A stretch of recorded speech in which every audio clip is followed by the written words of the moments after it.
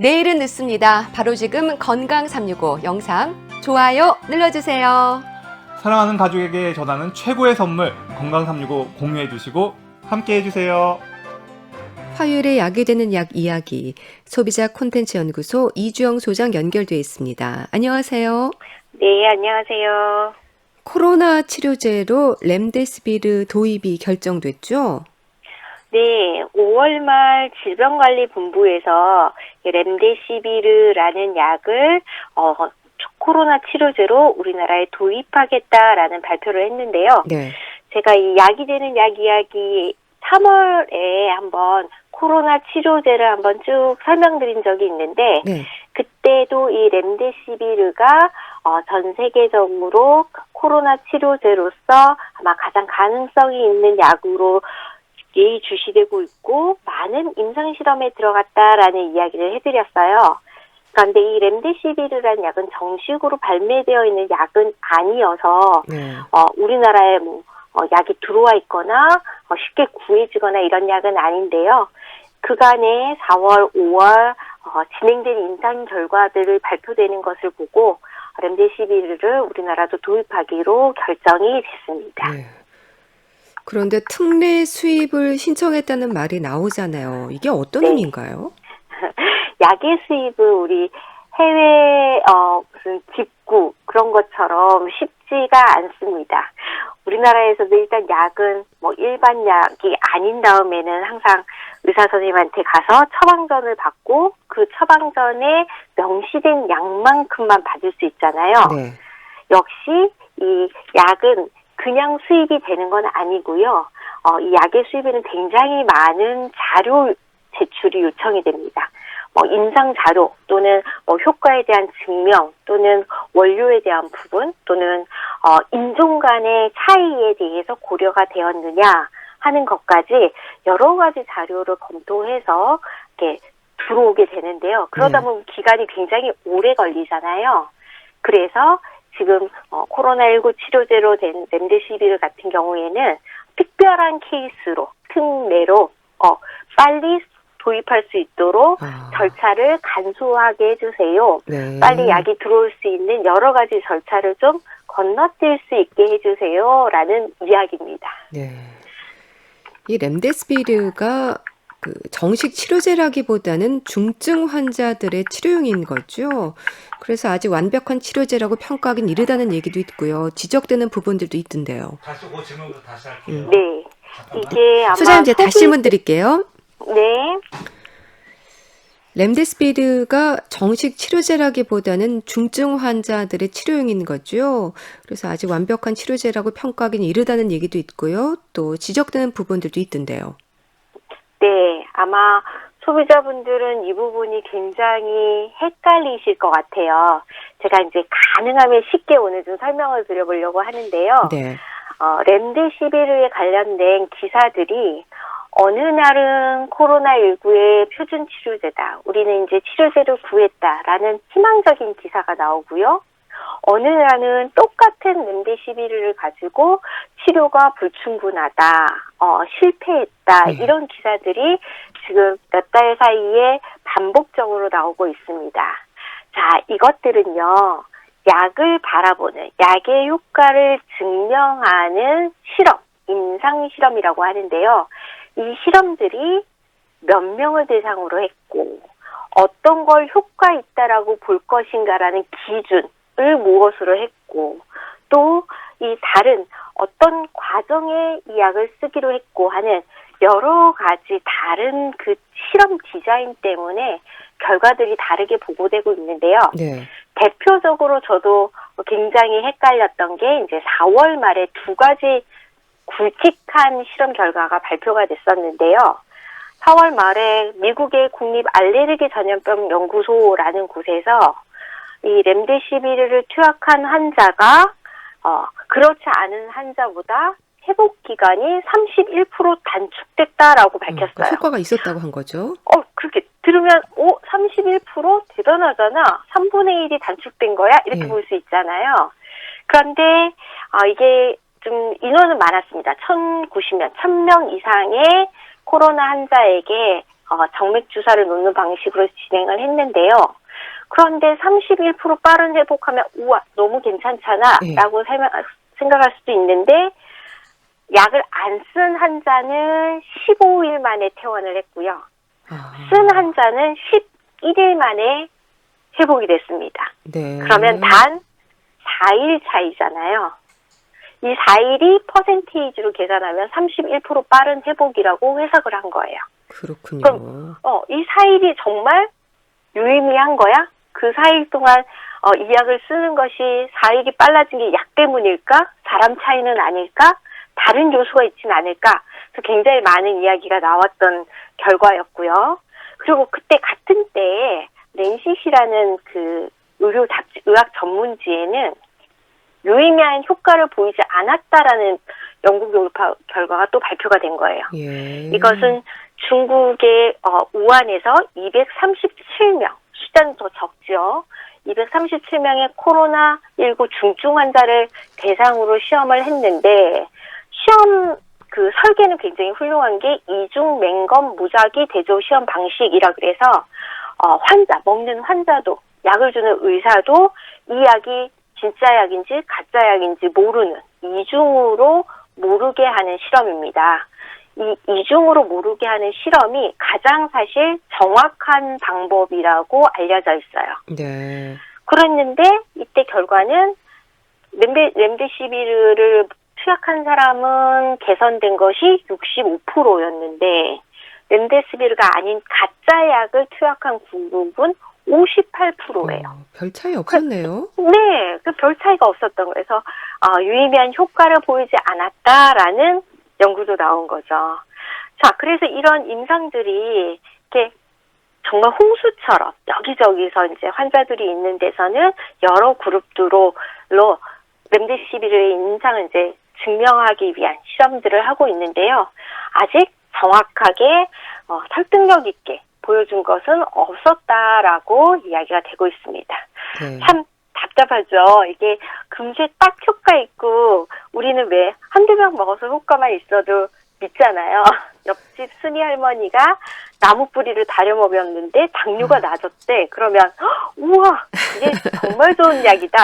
이렇게 생각을 하는데 네. 사실 약의 효과를 보여주는 것은 이렇게 어렵습니다. 시간이 많이 예. 걸리는 거네요. 네. 그래서 유효성 판단을 위해서는 근데 지금처럼 이렇게 임상실험이 빠르게 진행되고 또 빨리빨리 퍼블리시다 발표가 되는 것은 거의 없던 일이에요. 네. 임상실험이 보통 10년까지는 전체로 보면 10년이지만 약의 개발에서는 임상실험 자체가 보통 2, 3년씩 걸리거든요. 한 약에 대한 효과를 증명하는 데만도 그런데요. 그것 말고도 이 렘데시비르가 정말로 좋은 약이냐라는 것을 판단하기 위해서는 일단 효과도 있어야 되겠지만 이상 반응, 부작용은 안 나타나 사람들이 잘 먹어 중도 탈락률이라고 하는데 약을 쓰다가 못 쓰게 되는 사람은 없어? 또는 이 분석 대상자들이 기저질환을 갖고 있었어? 또는 어떤 건강적인 특징을 갖고 있었는지까지를 다 고려해서 분석을 해야 되기 때문에 네. 아직까지 급하게 다들 전 세계 사람들이 모두 코로나19 치료제가 나오기를 기대하고 있으니까 모든 정부가 모두들이 다 힘을 모아서 하고 있지만 아직까지는 좀 이렇게 여러 가지 작은 연구들이 발표되고 있고요. 우리나라에서도 서울대병원하고 국립의료원 등 여러 병원에서 3건의 임상시험이 진행 중입니다. 네. 그런데 제가 듣기로 한 건은 코로나19 방역이 굉장히 성공했잖아요. 그러면서 환자 발생이 막 수백 명씩 생기다가 이렇게 뚝뚝 떨어지는 시점이 있었죠. 이렇게 방역이 성공에 따라 환자 수를 확보를 못해서 임상 참여 환자 수를 확보하기가 좀 어려웠군요. 그렇죠. 환자가 이렇게 안 생기면 못하는 거잖아요. 네. 그래서 조기 종료를 한 실험도 있다라고 들었습니다. 네. 자, 우리나라의 경우 렘데시비르 특례 수입 신청까지 이제 도입 여부가 신중하게 고려된 걸로 알고 있는데요. 네. 이번 특례 수입을 하게 된 근거랄까요? 어떤 내용들이 그런 뒷받침된 걸까요? 네. 이게 5월 말 그러니까 또 한 달 정도 더 지나면서 미국의 국립보건연구원이 주도한 임상연구에 대한 결과가 나왔는데요. 앞서 설명드린 4월 말에 나왔던 그 연구를 지속해서 조금 더 확장해서 결과를 더 도출한 연구인데요. 세계 10개국이 참여를 했고요. 네. 코로나19 환자 1,063명을 대상으로 5일하고 10일 약물 투여 기간을 평가하는 실험을 했습니다. 그랬더니 지금까지 나온 결과로는 일단 회복 기간은 좀 단축됐습니다. 네. 그래서 그 15일에서 11일로 짧아진 거는 여전히 같은 지표인데 이거 회복 기간이 좀 단축된 거에 대해서는 어떻게 이제 해석을 하냐면 4일이 너무 짧지 않느냐 이런 해석도 있고요. 미국 같은 경우에는 이 4일을 줄이는 것으로 인해서 병상 확보가 가능해지는 거예요. 지금 굉장히 환자가 급속도로 늘어나고 있으니까 네. 의료 자원을 어떻게 배분할 것인가의 문제도 굉장히 심각한 문제거든요. 그래서 4일만 짧아져도 병상을 확보할 수 있고 의료인들이 다른 사람한테 투입될 수 있기 때문에 굉장히 중요한 지표가 지금은 돼버렸고요. 네. 그 사이에 그다음에 사망률이 약간 좀 더 호전된 결과가 나왔습니다. 투여군이 7.1%, 위약군이 11.9% 조금 차이가 나죠. 그래서 좀 더 호의적인 결과를 나타냈지만 사실 이 약을 쓸 때 제일 중요한 이런 급성 감염병 질환에서 중증 질환에서는 사망률 저하 지표가 굉장히 중요하기 때문에 이게 조금 더 향상될 수 있으면 참 좋겠다라는 기대가 있고요. 네. 그다음에 굉장히 전 재밌게 봤던 이 결과 중에 하나가 질병의 심각도에서 이 약이 중간 정도인 입원 환자에게 가장 큰 이점이 나타났습니다. 질병 심각도에서 중간 정도인 입원 환자에게 좀 효과가 있었네요. 네. 아주 심해진 분들은 에크모로 돌려야 되는 그런 큰 에크모라 그래서 체외 산화 장치, 체외 순환 장치를 돌려야 되는 중증 환자에게서는 이 약의 이점이 별로 없고요. 경증, 가벼운 환자한테도 효과가 없어요. 네. 그런데 중간 정도, 산소 보충은 필요하나 산소는 공급해줘야 되지만 인공호흡기의 도움이 필요하지 않은 정도의 환자인 경우에 회복 시간이 위약군에 비해서 47%나 단축된 것으로 확인이 됐습니다. 그러니까 중간 정도의 환자에게 이 약을 투여했을 때 가장 효과가 잘 나타난 것을 확인한 거죠. 네. 또 굉장히 중요한 거고요. 전반적인 임상 상태 개선도 50%나 더 좋아졌기 때문에 네. 어쨌든 이번 결과 발표를 보면 렘데시비르 투여가 코로나19 치료에 일부 효과가 있음을 좀 입증하는 정도의 인정해 줄 만한 결과가 나왔다라고 볼 수 있지만요. 여전히 효과 면에서는 조금 더 이거보다는 더 나은 약이 나와야 되지 않는가 하는 이야기들을 하고 있습니다. 네.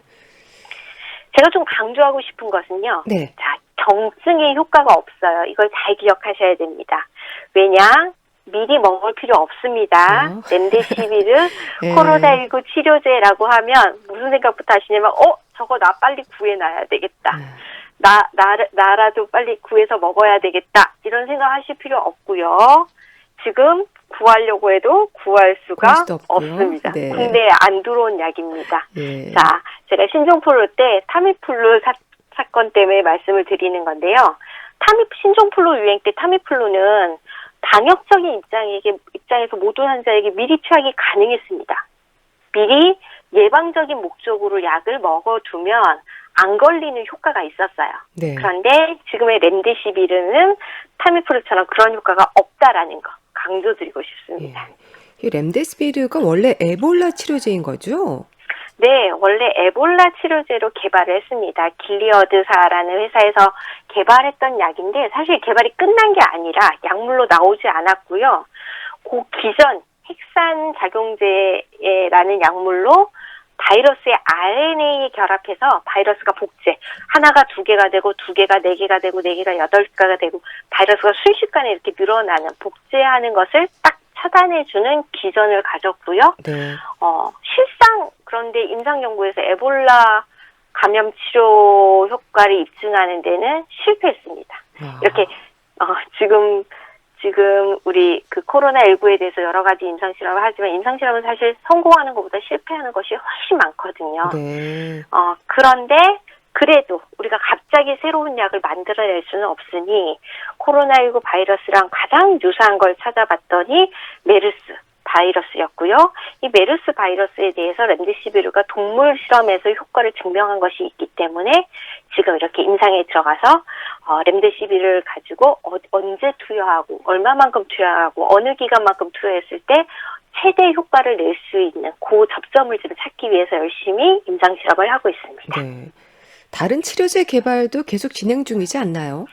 네, 혹시나 이거 약이 안 나오는 거 아니야? 너무나 걱정하지 마시고요. 네. 이게 여러 가지 방면으로 지금 치료제를 개발 중입니다. 첫 번째는 이 코로나 바이러스가 숙주, 사람 몸 안에 들어와서 복제되는 것을 막는 기전으로 지금 설명드린 렘데시비르라든지 리토나비르라든지 이런 약들, 파비비라비르라든지 이런 약들을 다 비르비르로 끝나는 것들이 항바이러스제거든요. 네. 그런 기전을 하는 바이러스 복제를 막는 기전으로 한 3-4개 약물이 지금 열심히 가능성을 타진하고 있고요. 그렇군요.